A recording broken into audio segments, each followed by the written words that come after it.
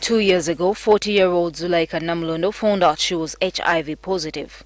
She was immediately put on the life-saving antiretroviral drugs at the ART clinic in Iganga hospital. Zulaika says all was well with her health until June this year when she went back to pick her drugs, as is the routine, but she was given a different drug.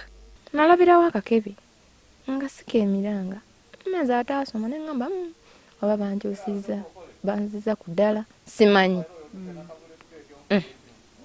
ne ntuuka waka ne ntandiika empeka ezo baŋŋamba kumira ku makya limu neggulo limu. The ARV type Zulaika was given on the fateful day would later have a severe reaction on her body. Ebintu ne biyuyika omumutwe muno muno paka muno nga tolina okwata. Neither Zulaika nor her caretakers suspected the drug in question could be the cause of the skin problem. She returned to the hospital to seek treatment, and the doctors disclosed that this was a case of a severe reaction to the drugs. Zulaika was on tenofovir, lamivudine, and efavirenz originally. And from April, when I first saw her, she was doing well. And when we reviewed her medicines, the current medicines she was using, we discovered that she was using nevirapine instead of efavirenz, which was originally prescribed for her. So when we went ahead to investigate how she got the nevirapine, we discovered that she went to the ART clinic where she gets the medication. But because of the busy schedule there, one of the nurses got nevirapine and gave it to her, thinking it was efavirenz. Doctors at Iganga Hospital advised her to stop taking the ARV type and instead use Septrin as she recovers. ARVs, like other medicines, could pose some side effects. But what happened to this mother of 5, according to Dr. Stephen Watiti, who is a specialist in HIV management, is a case of a severe reaction. Actually, this is typical. It's called Stephen Johnson's syndrome.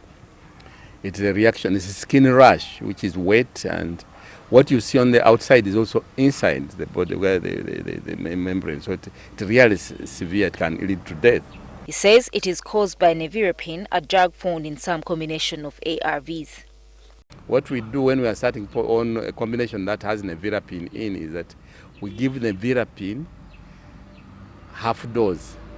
They call it a lead-in dose. You give it half dose. Normally we give 200 milligrams twice a day, but when we are starting, we give 200 milligrams once a day, and tell this patient that in case you develop a rash, you should stop. This is not a common side effect of ARVs, though. Dr. Watiti says some people living with HIV should not be given the combination with nevirapine.